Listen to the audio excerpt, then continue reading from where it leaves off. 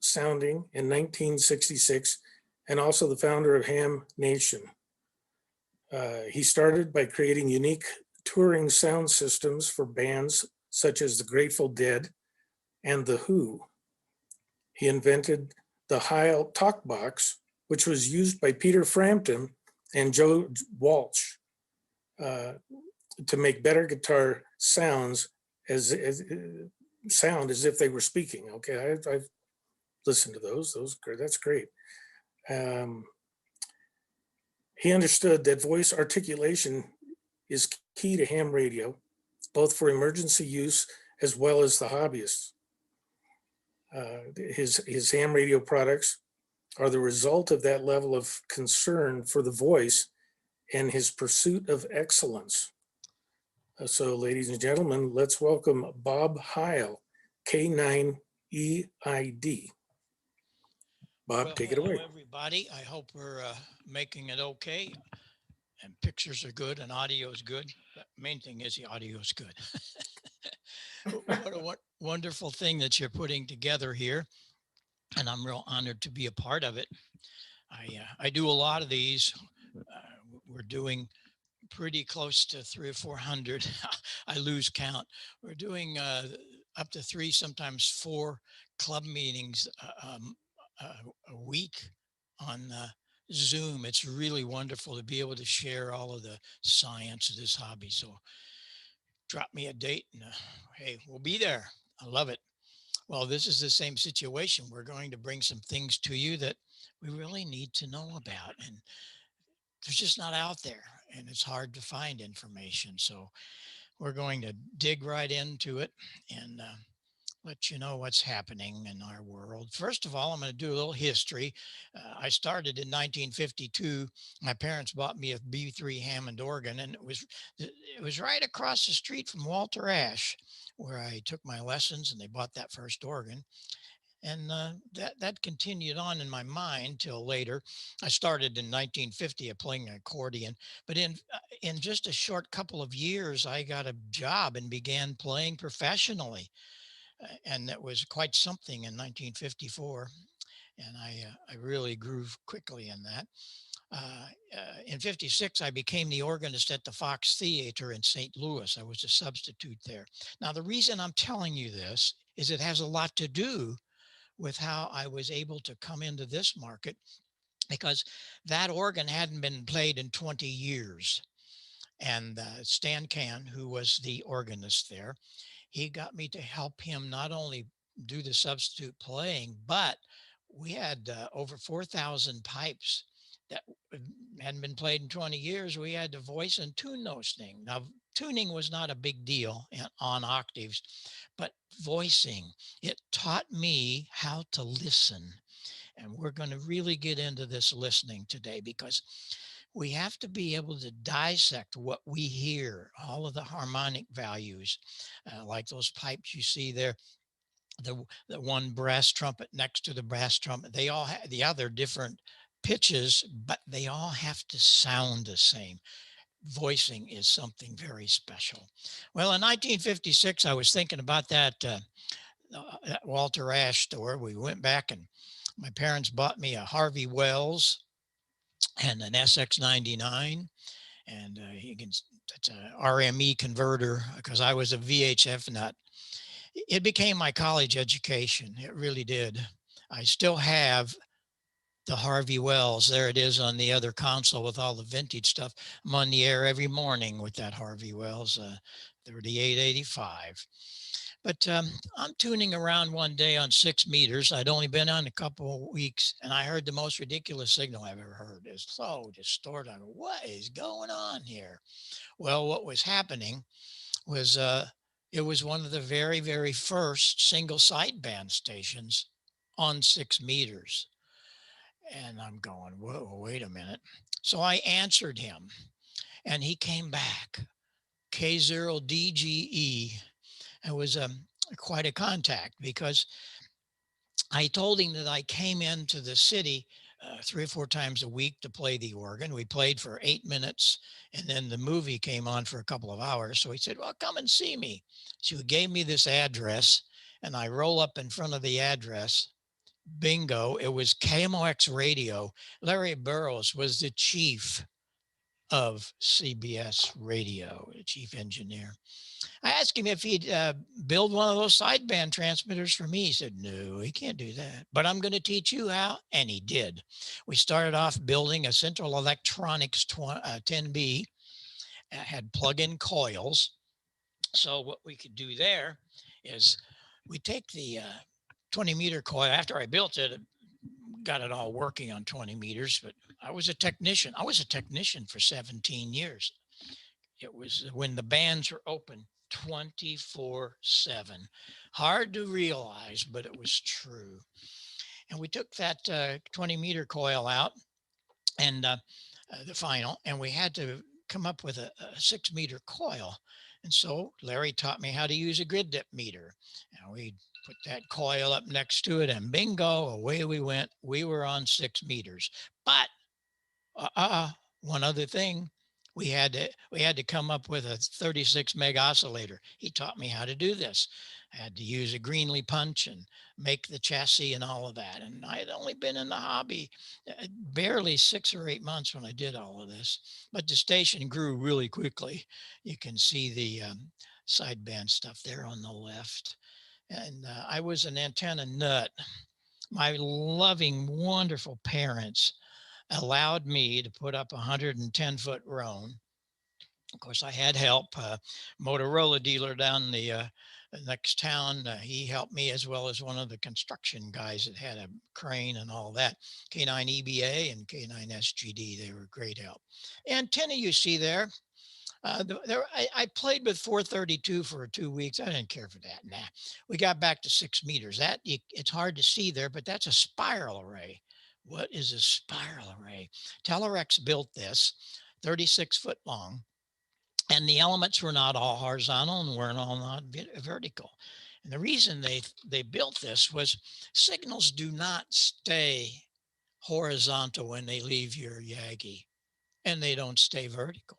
They do several reverses from my station to yours. That's where fading comes into. A lot of times you would think, well, the guy's power just went down. No, it's the fact that the antenna, no matter what it is, changes polarity. And when it does, it gets really funky sounding. Well, I learned a lot from that project, but I carried on. I took that down and I put up a pair of 2 meter arrays. They were 35 long. One was vertical, one was horizontal. But down in the station, I built coils of phasing that I could change the direction of them from down below. And it was really something cool. The experiment was wonderful. And I really just, you can see all the antennas, a lot of 220 and 2 meter things, but the big 2 meters, I even didn't want to have them absolutely parallel. So I'm on one vertical, one horizontal. But I really had fun with antennas and still do.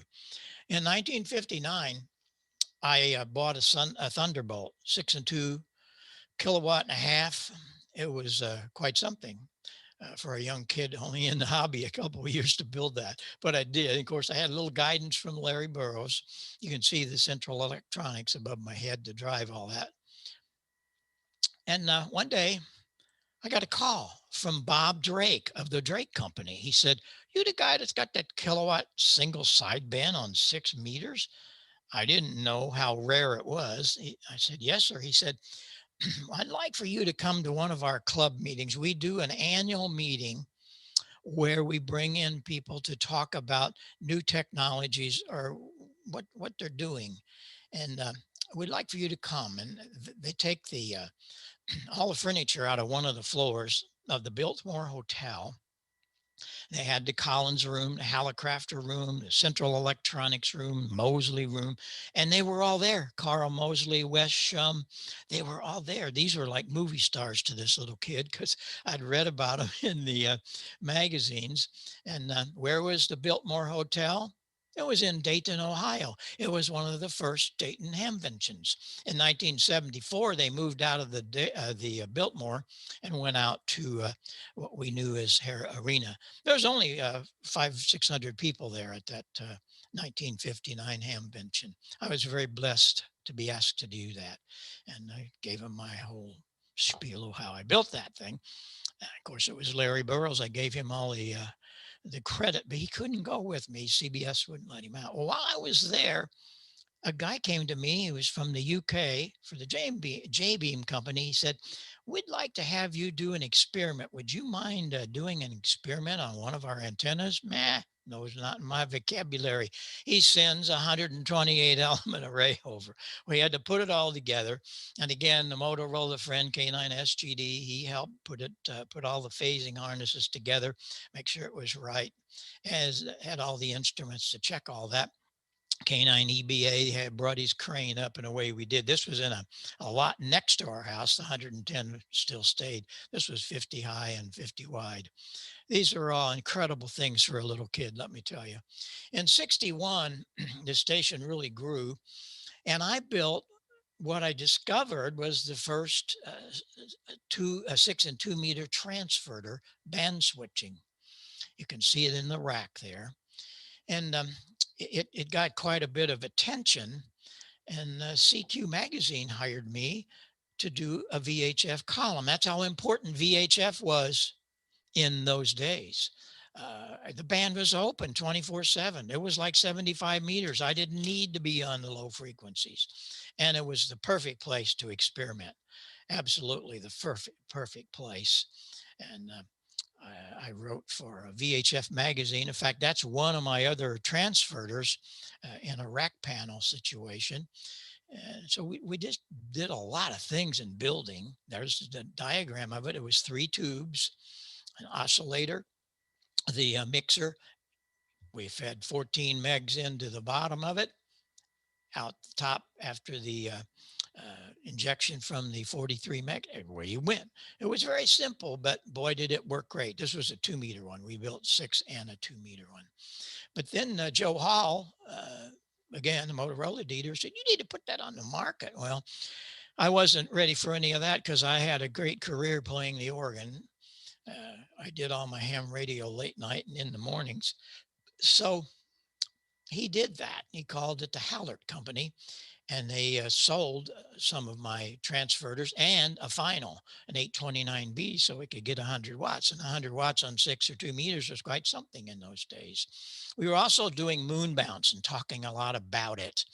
I was working a guy down in Oklahoma with the big array, and it was quite something for me because I didn't know anything about it. So we kind of learned quickly. But amateur radio was my college professor. All these things just came and came and went and came. And we were doing all kinds of crazy stuff. Of course, it was all because of ham radio. But I had a job come up in 1959 along with all this activity at the Holiday Inn in St. Louis. It was the largest Holiday Inn in the chain at the time, 600 rooms on one floor. And they had a 4-star restaurant there. It was a German restaurant. And I built a pipe organ behind glass in that restaurant. It was really fun because we had busloads of organ people come from all around the country because it was quite unique to have an organ in a Holiday Inn restaurant. Of course, it was a large restaurant. So I had that really going for me, but I got tired of playing every night, so on. So I opened this little music shop in my hometown of Marissa, Illinois. That's about 50 miles south of St. Louis. As my dad standing in that door about halfway through. He and mom had a men's shoe and clothing store, but music shop. I didn't know what was in store, but I can tell you it grew very quickly, and it became the rock and roll capital of the country. I started off by customizing Hammond organs, cutting them in half, putting them in portable cases because the groups were carrying them around. Those things weighed 300 pounds, but we didn't need all that wood. And that was quite something that made a lot of, drew a lot of attention to ye old music. I was building 3-manual B3s and all kinds of great stuff. But the bands were discovering there was this guy with a soldering iron in Marissa, and it started growing really quick. They'd rent my Hammond organs, and we'd go into the Kiel Auditorium and some of the large arenas. They had terrible sound systems. So I started building big sound systems. The picture up on the right that the guys are standing on, the Fox had given me those 2 speakers back a few years before. They were changing out their speaker system, and hams, we don't throw anything away. So away we went, building these large sound systems, and I would take them into the Kiel when I'd rent organs. They all went nuts. The country guys would come in once a month. Cavalcade of Stars, Dolly Parton, she was very young, Jerry Lee Lewis, Buck Owens, and then this guy Joe Walsh came in. Well, we had all this stuff going for us, and I really didn't know where it was going, but we went. I get a call one day from the Fox, and it was the stage manager, George Bales. He said, "You still have those speakers I gave you?" And I said, "Yes, sir." "Do they work?" I said, "Yes, sir." He said, "Well, I need you to talk to this guy." And you might be ahead of me on this. Very historic part of rock and roll happened. The Grateful Dead were on tour out of the state of California. They weren't supposed to be because their sound man was on probation, and he was one of the innovators of LSD.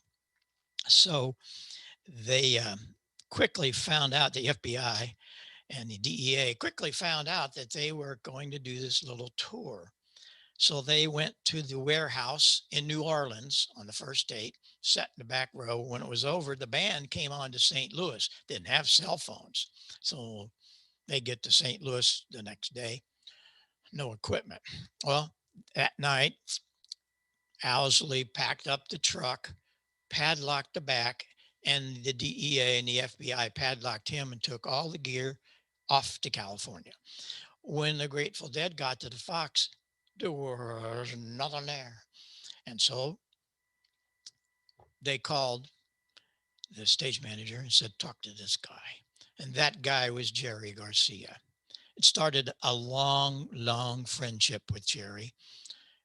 And first of all, he found out that I had Macintosh amps, and he about went crazy. "You got Macintosh amps? Nobody had Well, we did. I didn't know much about all of it, but I knew that Macintosh was a good brand, and so on. So we took the system up. This was just a piece of it. Took on the big speakers were out on the other side. I was lucky to have this picture. I wasn't worried to take pictures. I was very dedicated to making the sound good that night, and it was. We went on that tour, went all the way to New Jersey, and we hit the front page of Billboard magazine because of this. A little music shop in Marissa, Illinois, got the Grateful Dead tour contract. What? And then my phone was going crazy. Everybody was calling me. And Jeff Beck, Humble Pie, Joan Baez, Beach Boys, Les Paul, all these guys and gals.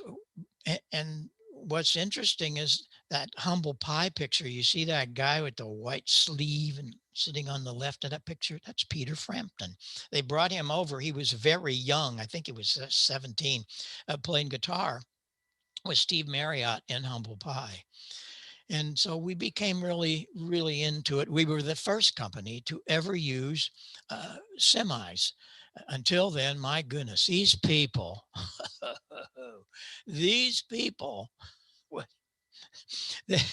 they'd come with Volkswagen vans carrying one thing and a pickup truck carrying the other. A lot of them didn't get there at the same time. I said, "We're going to put an end to this." And we did. But the bands were all really right on. These were just a few of them we were starting to do in their young career. We did almost every show that Humble Pie did. And the fascinating part to me was you're looking at a guy that has never tasted beer. I've never done any kind of drugs, never smoked anything. And I'm running around all these crazies, but they respected me for my soldering iron and what I could do for them.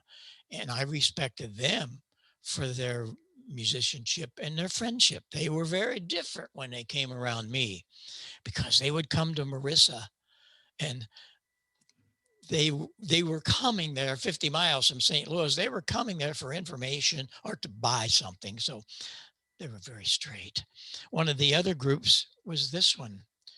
You probably will never guess. This was the first tour on the first date. In fact, the PA I had to put together was a third PA. We didn't even have time to cover it. We just painted the boxes. But you'll notice there were monitors. We're going to talk about that in a minute. That ZZ Top without beards. Yes, it was. We became good friends and still are, still doing their microphones, and just great. But then I get a call from the Who. We need you in Boston tomorrow. I said, I can't do that. Why? Because we're out with Chaka Khan, and I can't just tell her to get lost. They said, well, sure you can. No, I can't. But I said, I tell you what I'll do. I'll see if one of my friends could do this. Well, we had a company in Chicago that took that tour over. I said, okay, now what are you going to do? I got a 40-foot semi. We can't drive there overnight. No problem at all. So we got in a Tiger Air Freight and flew to Boston and did the first date of Who's Next. Well, it was actually the second, because the first one, they really stumbled. They had 4-foot little bitty columns to fill a 10,000 seat arena. That didn't work. So they knew they were in trouble, and we helped them. In 74, Pete called me. He said, hey, Heil, come over here. So I go to Pete's home, and in the second level of that home on the Thames River, this was his studio, just a part of it. It was amazing. All of the synthesizers and thing, because in those days, the synthesizers weren't really happening real big time. And that red chair you see him with the foot on, that is a Lowry home organ, a little $900 home organ. And what was it for? It was for this. This is how he did that. That organ and that synthesizer on the right. And of course, I know if you're into rock music, you're very familiar with Baba O'Reilly. And so we became really good friends. But he said, hey, quad sound is big right now. Well, you think you could build a mixer that we could move Roger's voice around the hall? Well, yeah, we could. And yeah, that's me. That wasn't a wig. I didn't have to do some of their other things, but I had to kind of look like them. I couldn't wear a 3-piece suit, of course. Didn't want to, really. But it really went great. But I told you about monitors. We were the first company to bring monitors to the front. And everybody tried it, but they fed back all the time. Well, you'll see that top left picture with Entwistle, John Entwistle, the bass player. That's about 1,000 watt side, and it didn't feed back. How come? Phasing. And we are really going to get into phasing here in about 2 minutes. And we were called by all kinds of people. This was a special monitor I built for Billy Graham. And we also did a lot of work for the Crystal Cathedral, stuff like that. But I opened a plant up, had 35 employees. We were building all kinds of things, a lot of modular, the mixer, the power amp. We had a 200 and a 400 watt power amp. They were all modular. So if something broke down, you got a suitcase. When you bought that from me, I had a spare module in it. The plant was crazy. It went nuts with all these 35 people. My brother-in-law ran the wood shop. And we had our own fiberglass shop because we were doing fiberglass fronts. That's a talk box line down there. We're going to get into that in a minute. But it was really something. I was really, really thrilled that all of it went together so quickly. Built big arena systems. We did a lot of festivals.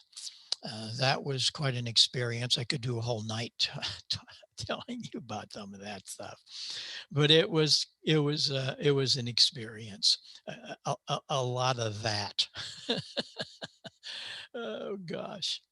But I wrote the book called Practical Guide for Concert Sound, because the more I started traveling around with other sound guys, they had no idea what I was doing. I go, what's the problem here? Well, the problem was there were no schools. You were seat of the pants. And this thing became very popular. Just tens of thousands of copies went out in those days, helped a lot of people. But then one of the tours we did was the James Gang. And we discovered after about 2 nights into it that Joe and I were both hams. And he had a project for me. Alvino Ray was the guitarist for the King family. He actually married one of the sisters. And he was a ham. I used to work him on 20 meters a lot, on 20 meters. So what are we going to do? Well, he had figured out, now this is 1939, he had figured out how to take one of the old throat microphones. Remember the World War II pilots? They couldn't have a microphone because it was so noisy. So they had these little carbon capsules. They'd strap it around their throat and they'd plug this into their transmitter and bingo, worked. Alvino, he was a ham, got to playing with it. He put that on his wife's throat, put her behind a curtain, a microphone in front of her, but he plugged the output of his guitar amp into here. So when he played and she sang, it would modulate her voice, kind of like the guitar was singing. That was a very popular thing in the 1930, 1940 era, but it lay dormant for many years.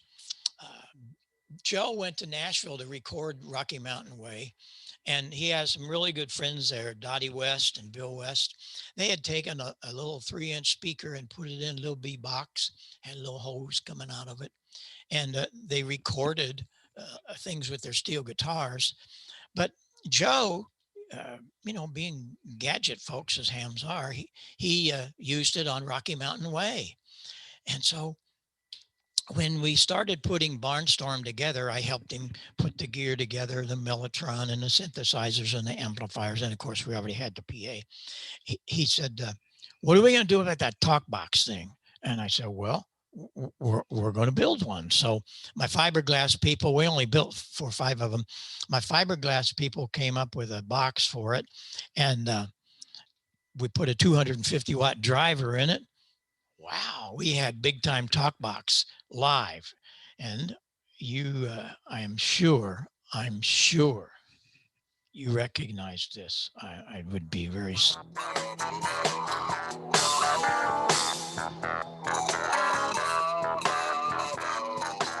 And that's the original #1 serial talk box, which is now in the Rock and Roll Hall of Fame, by the way. Well, Peter Frampton was taken out of Humble Pie, and he had this little girlfriend, Penny. She was married in my home in Marissa. A lot of that went on in the days. The guys would come over from England. They had a green card for 6 months, and then they either had to get married, get a job, or whatever. And she called me one day and says, I need a Christmas present for Peter. Don't send me a guitar. He's got a lot of them. So what did I do? I sent her a talk box. Oh, baby. And you know what happened to that story. It really was the beginning of his career. And if you've heard some of his interviews, he very is nice about paying the homage to that, because it really did make his career.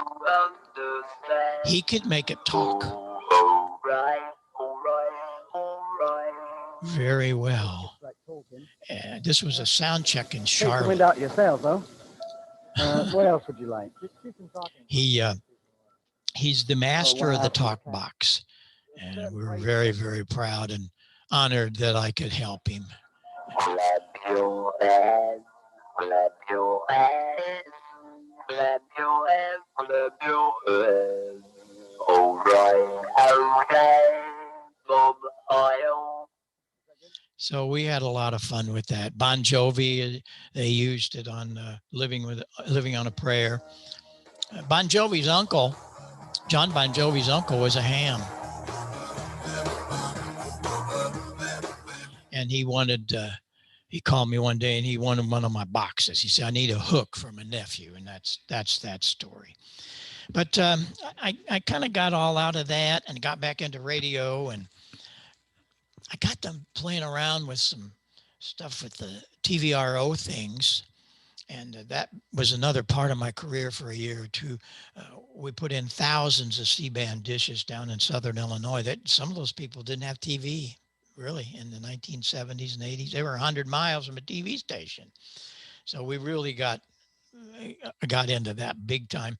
And at one of the shows I went to, CES shows, the Hubbard family, they had the first license for the K-band satellite, which was DirecTV. And I was one of their experimental stations. There were 10 of us around the country in 1991. Well, in 94, they were ready to go. And that was from the CES floor.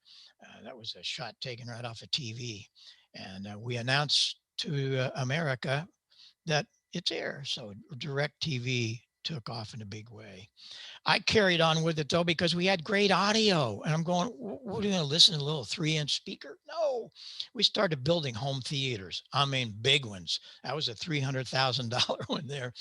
We built little stuff too, but I got into designing things, and we used all of the best stuff, JBL, clip speakers, JBL speakers, Macintosh, phase linear. It really grew.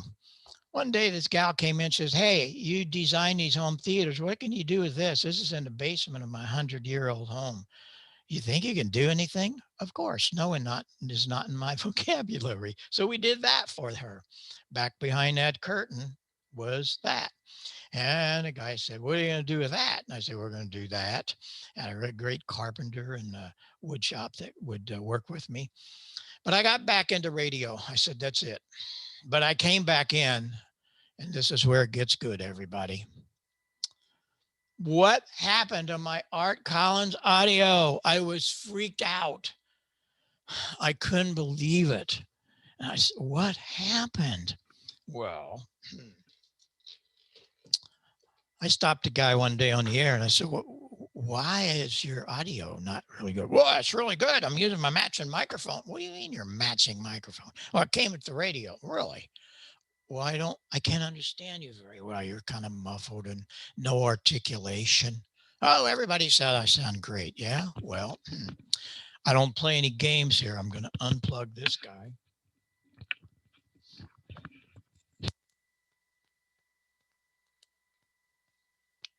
And we're going to plug in this guy. It's like, what happened to my audio? I lost all the dynamic range, all of the articulation. It was just kind of, wasn't lifelike. Well, yeah, but it's painted the same color. Really? It came in the box. It must be matching. No, the only matching is the color. And I found this all out much later when I started working for the companies. I'm going to change a microphone. Let's do the PR22. I'm not doing anything. Listen for the incredible increase when it's the right microphone.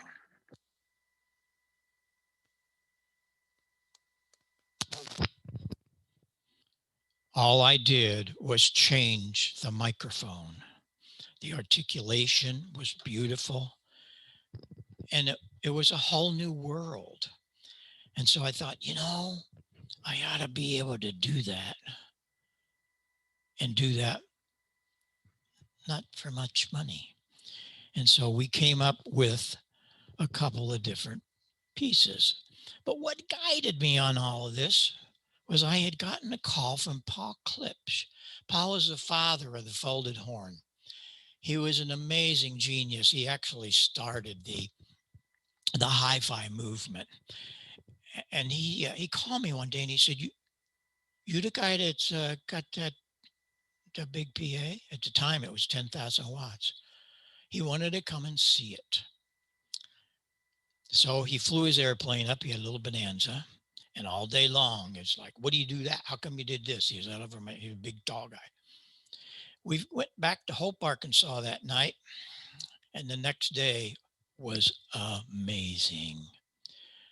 Paul Klipsch taught me so much that has transferred to many of your stations.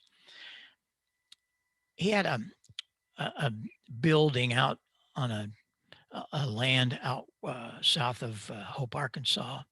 It was an old telephone exchange building back in the 40s, but it was now his lab. That's what you see him. He's standing beside one of his plexiglass cabinets. He just changed my life. And I hope that you can take notes, and I hope that you will follow me on this. You can't do it like I did. You can't do it in a day. You have to go study. It was tough for me in those days. I had to go to the libraries or call him. You can go to Google. You don't have to move out of your station. The studies of the Bell Labs. It was referred to as the idea factory of the 1920s. Bell Labs was a consolidation of the AT&T and Western Electric. Western was the manufacturing arm of the Bell system. They had 4,000 scientists and engineers assigned to this newly created Bell Telephone Labs. Check that out. I mean, there were 4,000 of them because they had a problem. The problem was they put the telephone system together early 20s, and they had 2 wires, and they went from East Coast to West Coast. Every 50 miles, they had a relay station that would keep all of their things up. Frequency, level, all of it was all the way through, absolutely linear. Well, when they got to the end of the line and they hooked up the first telephone system, this is what they heard. Hello. What happened to my articulation?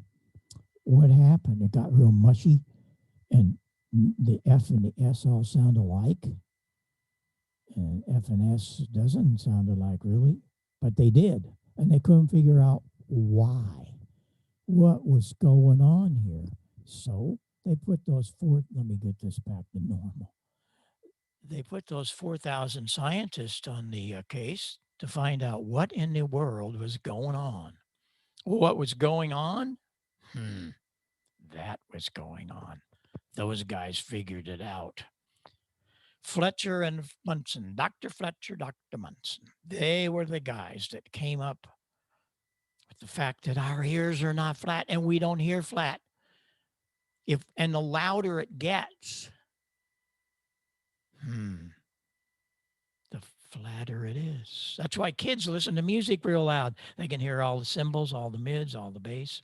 But if you listen down into 20, 30 dB, big holes, look like a ride at Disneyland.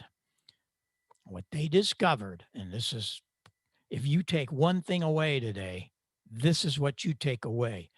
And this came from these guys. This isn't some kind of little thing I put together to say, oh, wasn't it cool? Or no, this was bad. No. This was exceptional to learn this. They found out that the human ear had to have an elevated level between 2 and 3K. And 2.5 was the sweet spot. And here's the deal. I'm going to change one control. I have a 3-band equalizer. The mid one is parametric, so I can change it. But I'm taking out only 2.5. Pay attention to what happens to everything else. You see, it's all on a teeter-totter. If I take something out, something else is going to happen. Here we go. I'm just taking out 2.5, and I did. There you go. So the difference of an F and an S and a P and a B, hard to distinguish. Kind of sounds like a D104, like that MC50. Yeah. I'm going to bring it back. Here we go. When I bring it back, you know immediately when the sweet spot hit. The minute I dial it up to 2.5, wow, the F and the S, very different. So you need to be doing that to your station. And I thought, what's going on here? So in 1982, kind of changed ham radio. I brought the first equalizer to ham radio. Nothing like this had ever been done before. And because of all of my past experiences, and that's why I take the time. A lot of people say, what are you telling me all that crap for, Heil? Just to let you know where I learned all of this. This wasn't something I dreamed up. I was very blessed in my life to be able to work with some really big icons, and they were the guys that guided me into this. And I built an equalizer.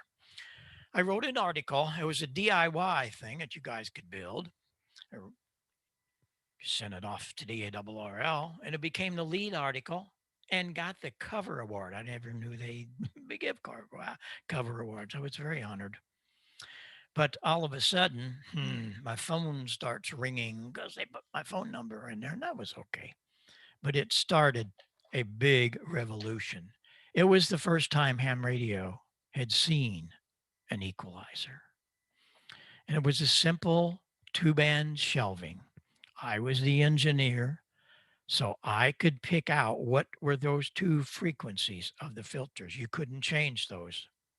One was 160 on the low end. The other one was, you got it, 2.5K and a level control. Plug in your microphone and away you went. And it really did change ham radio.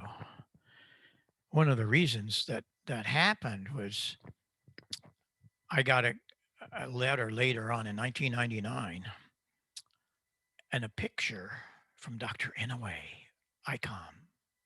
He was the founder.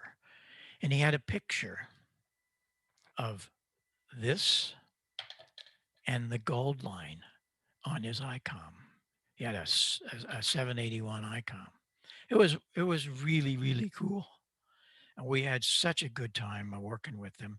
So everything from the Pro 1 through all of the 7610, the 7300, and this little guy. Have you guys seen this? Oh my gosh. You talk about a miracle box. Here's a 7300 battery operated that you can carry around in your hand. It has everything in it, all of the graphs and the chart, everything, and D-Star and Bluetooth, whatever you want. Is that cool or what? And they sent that to me because I'm building a headset for that. They're not going to build a headset for it. So that's what we do, though. We build them a special microphone for Icom called the ICM because their microphones never made it. I mean, they don't build their mics. They have them made by an OEM company. But so we come up with the ICM, almost spells Icom. And it is a miracle $100 thing that brings your Icom to life. And that's the whole thing. But we discovered from all of the Fletcher Munson curves and those 4,000 scientists, you need to roll off everything under 100 hertz. These frequencies just muddy it up and waste RF. And we already know between 2 and 3K. I'll show you what I'm talking about. If I bring up the low end, what happened to my articulation? It went away. As I said, it's a teeter-totter. There's only so much going on. And it's very difficult to understand. The listener fatigue gets terrible. So we're going to get rid of just the bass. And when we did that, the mid-range came up, right? Nope, mid-range was always there. It just covered it up. And that's what we need to do to make a decent sounding signal. Balance is everything, but 2.5 has to be elevated. And it's very, very important. You also need to work with your transmitter, make sure you can set the bandwidth. Usually I set my bandwidth at 2.9 and it works great. And then you can equalize that. One of the other things about all of this is that we have to be able to listen to ourselves in another receiver and find out what's going on. And what I mean by that is put a pair of headphones on, listen in that receiver, and you might not like what you hear, But again, maybe you do. But that's the way you'll determine how you sound. This is a great demonstration you'll never forget, and it's very worthy. This is your signal. Air inside here is RF. Without any equalization, it's just there. But here are the band stops. You set it at 100 on the low end and 3K on the top, 2.9, okay? That's really what should be done to do it right. But then if you equalize, roll off start at 2.5 or 300 and 2.7, that RF has to go somewhere. Where do you think it's going to go? You know where it's going to go. It's going to go to 2.5K.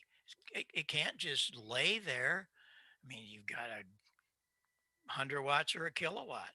And when you narrow it up with the equalizer, that's what happens.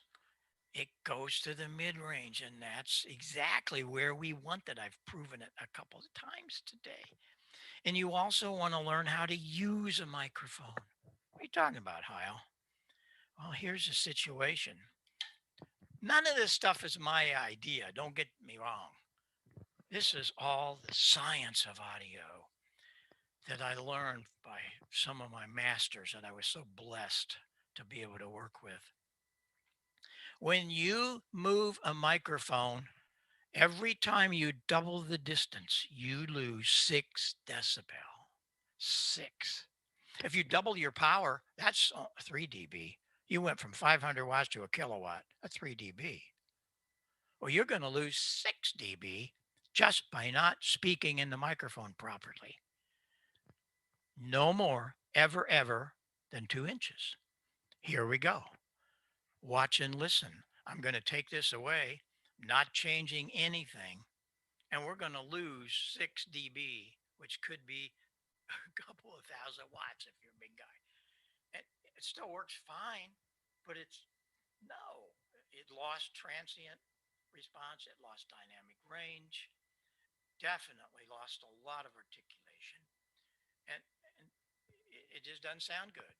And well, I'll just crank it up. Well, you just crank it up, because when you do, it even gets worse. Sound like you're in a roller rink. So you want to get rid of that. And it's really easy. Just put that baby right here. That's why I was the first company in 1980 to bring booms to this industry, so we could put it right where you need it. And you still have your hands free. And I did that for me because I'm always building and doing things, and I don't have to hold a microphone or lean into a desk stand. So you have to be able to do that. We just cannot have this to happen. Just can't. And you want to know why you sound boomy? Well, that's why. The other thing we want to talk about is the plosives. Different people have different exit of air when they speak. Some have more than others. So what you want to do is use a windscreen, because you see that air moves that diaphragm down into the voice coil, and P's and pop, that all comes out, pops. And so you want to get rid of that. And the way to do that is with a windscreen. However, you cannot use some of these things from Walmart or whatever for $1.50. They're not acoustically transparent. This is. All of our windscreens are transparent acoustically. It doesn't change. I hear guys every once in a while, hey, take that stupid muff off. You sound different. If you do, you better go find a proper windscreen, because it doesn't change the audio one bit. And that's the way you want to do it. You want to make sure that happens. After the equalizer, I thought, you know what? I can do this in a microphone. And so I did. And I did it with what we called the HC3 first, and it became the 4 and the 5. the gold line became very, very popular. Tens of thousands of these were sold and still there. And what's so important about them is it had two elements in it. The other element became the darling of the contest DX ops. Many guys would tell me, wow, that's my secret weapon is that HC4. The HC4 was the most ridiculous, awful sounding thing you could ever make. People once in a while would tell me, well, why did you build that stupid thing? Well, because, remember this? The element absolutely narrow it up big time. It was 600 on the bottom end, and it was about 2,700 on the top. So all of that RF goes in one place where we won at 2.5. And we learned that from those 4,000 scientists. Here we go. Listen and watch. I'm not touching anything. I'm changing an element, and it's going to get really loud, and it's going to be very piercing because I rolled it all off. Yes, it doesn't sound pleasant, but it doesn't have to for the purpose that I built it. The purpose of cutting pileups and being very easily understood. You want to do the reverse of that? You can do that, but it's well balanced. This full range element is very balanced, and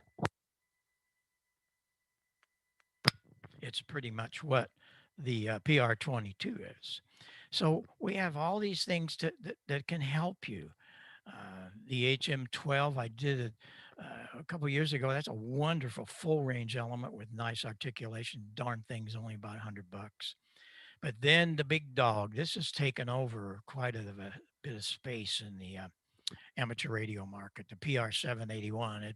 It's a PR40, but I rolled off the low end. What about that PR40? What is it? Well, it has become a very, very popular microphone. We had a home in California that I was there really for Joe. We were working in the studios with him and doing other things. And so one day he says, hey, you need to build me a better microphone. Really? Yep. What do you mean? Well, all these other microphones, you see them, they got to be stuck right in my nose and I can't move. So build me something that's a little bit agreeable to moving around in the studio or even live. So we did. I built the PR40. And the PR40 is amazing. I have to tame down the low end because if I do it flat for this particular procedure, I roll it off a little bit. Gets down to 28 cycles all the way out to around 18K. But it still has that rise at 2.5. But he wanted a microphone he can move around. He said, I want to be able to move freely. I don't think you'll find another microphone you can do this to. You can move a full 180 degrees and it stays right with you. But then get rid of all the stuff coming from behind. How do you do that? It's real easy. PR40. I figured it out. Really? There's what I figured out. The element has the whole bottom open. And all of the rear information comes up through the side screens into the bottom. Every other microphone built has 3 or 4 little holes around the edge up there. That's not enough to get a lot of rear rejection because it's out of phase. All that rear stuff's out of phase. So the more I could get in it, wow, the better off I am. So that's what we did. We built the PR40 and it's a miracle. Here it goes. All I'm going to do I'm not touching any controls. I'm just going to talk into the back of it. No other microphone will do this. It's 40 dB down. You ready? Here it goes. It's gone. Oh, it still works. But no, because of all of those pieces coming up through the side panels. That's how we do it. And it's out of phase. Well, what do you mean by that, Heil? I mean, what's the big deal about that? Well, I'll show you exactly because it's my favorite subject and my favorite demo. Here we go. We're not changing anything.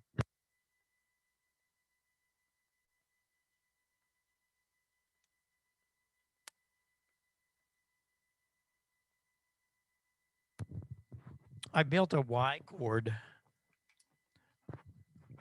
and it allows me to plug two microphones into one input. That way, no one can say, oh, that's the way that works. Heil's just doing one of those channels different. No, I'm not. Here's what we got.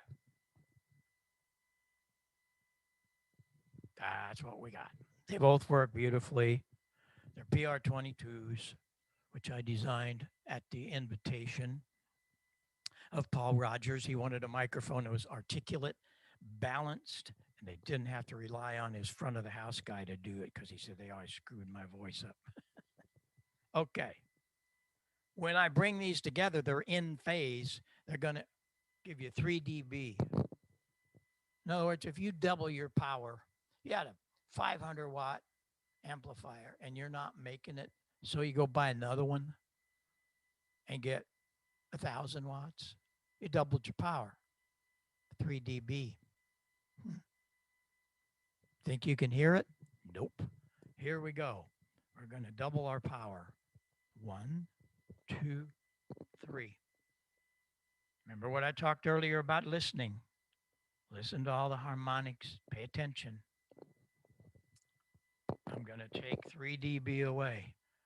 Close your eyes. Let's find out if you can hear this difference. 1, 2, 3. Nope.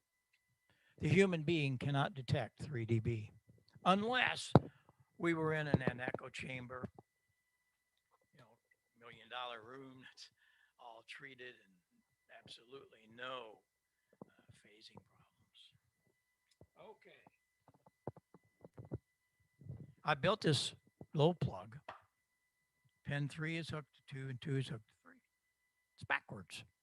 This mic is out of phase. Shouldn't be working, right? No, works fine. So does this. Didn't change anything. What's the big deal, Heil? Well, the big deal is when we take 2 signals out of phase, they cancel. Check it out.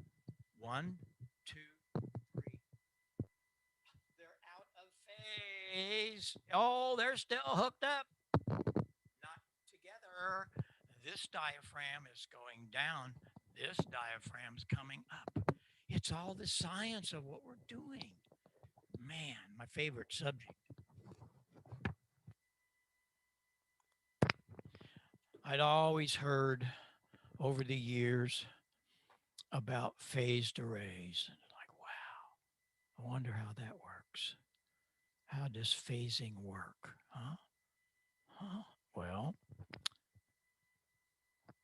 we've discovered that. Dr. Inouye, when he built the Yagi antenna, he didn't have a computer. He figured out that the director had to be so long, so far in front of the driven. The reflector had to be a little longer, so far behind. And he could get rejection or he could get gain, all because of phasing. And I'd always heard about phased arrays, but I figured, oh my gosh, it costs so much money and all the big guys use it. It cost me all of, I already had the 2 dipoles. It cost me all of about maybe $10, a 43-foot piece of RG8. Here's how I did it. I had a nice array on a 5-acre lot, and away we went. Just completed the installation of a 75-meter phased array antenna system, consisting of a pair of coaxial dipoles mounted atop a pair of 55-foot telephone poles. We put them in an inverted V fashion and and the poles are 64 foot apart. These are 500 foot from the operating position, fed with RG213. In order to make the antennas directive from east to west, we use a delay line of 43 foot here on 75 meters that's switched in and out of the driven element, either east or west. The downlead length is 126 foot. We take all of that coax, the downlead length, the 43 foot phasing delay line, and mounted them in a container, one of the plastic container boxes that we actually buried. And just the top of it shows. It's all sealed, so it's waterproof. But that's the way we get to switch all the components from 500 foot using one of the Amatron RCS 8V remote switches.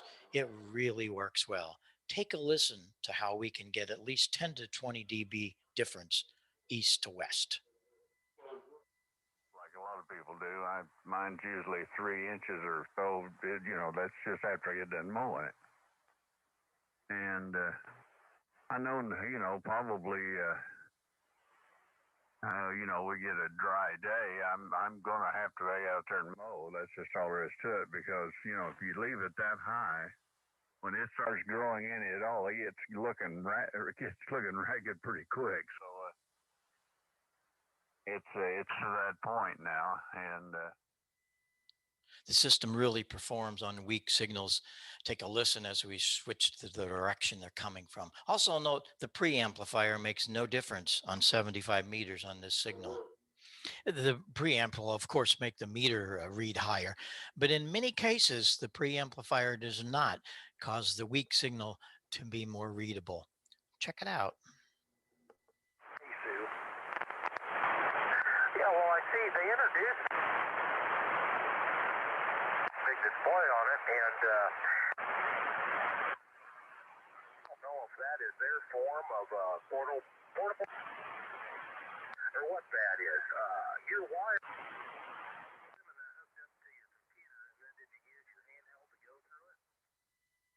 Here's some great sounding AM stations, and we were getting about 20 dB front to back.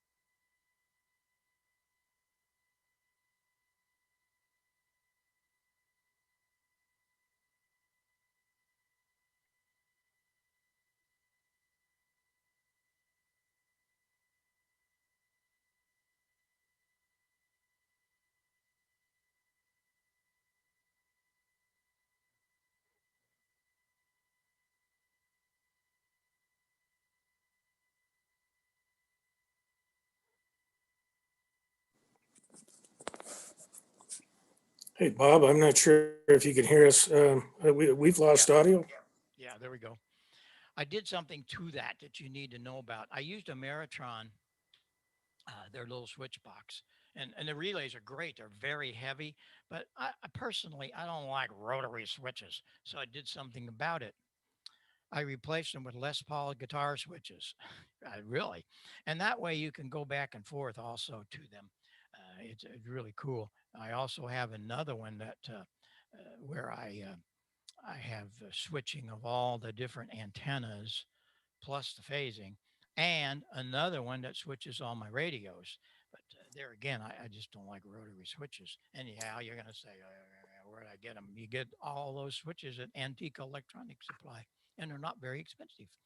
So, Hey, Bob. Yeah. Yeah, we've run out of time here. I don't know how much more you have, but do you have just a few more minutes? Yep, I got about 2. Okay, go for it. Yeah, and this is about what we're going to do to your receiver. I work for these companies. I guess you guys caught that. I designed the parametric EQ for Yaesu. That's a whole story. And of course, all of the, since the Pro 1, I did all of the Icom things. Well, I keep asking them, what are you going to do about the receiver? Everybody wants to just talk about sensitivity, selective. I'm talking about audio, and they're all terrible. 19,000, 20,000, 5,000, 300. It don't make any difference how much you paid for it. They all have 1 watt at 10% distortion. So I built a miracle box It's called the parametric receive audio system. This thing has 3 equalizers in it. I set the low and the high. The high's at 6K, the bottom's at 160 hertz. You can plus or minus those, but the all important one is the mid range. It is parametric. So we're going to set the gain on it. I can go from 400 to 4,000. Here are some signals that I did off air with You were nice this. enough in my county, which was the worst, by the way, The, paid in the area. The thing you want to listen to is the availability of the articulation we can bring to these signals. It's really stunning. Spent 20 years in the Navy or whatever the There's the way you military hear it. is and retire. People say, well, you got it made. No, you don't. Here's another one. I had a good lot of fun the other night. Now that is a D104. So we don't want any mid-range. We want to put some lows 30 in it. words a minute, and so Here you go. I speeded up the tape, and sure enough, I can copy it. I had a good lot of fun the other night. We're going to take that out the way you hear I it. wonder if I can copy that. I had about 30 words a minute. The other thing that we want to listen to are some DX signals, and this is where it really shines. Big time. It's flat. That's the way you hear him. Echo India 8 Bravo Lima Bravo. Here it is, flat. For Sierra Germany. Hope I have it right. Very good day. That's the way you hear him coming out of your receiver, any receiver. India Alpha Mike, over. You need that 2.5. Echo India 8 Bravo Lima Bravo. And there's absolutely no question how wonderful this is. It has 2 headphone amps, separate amplifiers, so you can have a left side, right side if you have a hearing imbalance, or logger and an operator. The other one is record out. You don't need a Y cable. Plug that into your computer and you can make beautiful recordings like that. So I'm really excited about it. The speaker is totally amazing. It's Paul Clips written all over it. The 5-inch speaker is ours. We took it outside in free air, found out what the cone resonance is, built the speaker to match that. 3.5-inch tweeter, has a 25 watt at 0.1. This is hi-fi spec. No, you're not going to use 25 watts, but you have plenty of headroom, and that's what it's all about. Well, I appreciate the time today. I wish we had more time because there's so much more to go through, but I think you probably have learned a few things. If not, email me. I'm always there for you. I do a lot of things for people. They'll come to me one way or the other, and we'll get on the phone or Skype or whatever. But just my call at ARRL, and that's how you find us. And we're so excited to be able to be here. And this, you guys did a great job putting it together. Last but not least, you need to know, maybe you don't need, but I am very proud of this. We're the only manufacturer in the Rock and Roll Hall of Fame. They have quite a display there. There's another side of that that's got Frampton's talk box and all that.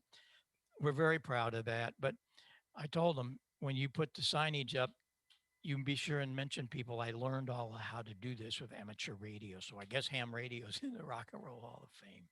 Thanks a lot, everybody. We'll see you on the air. If not, send me a note. Go to our website. There's a ton of information about how to set your transceivers there. Take care. Have fun. Bye-bye for now. Any questions, I can be here.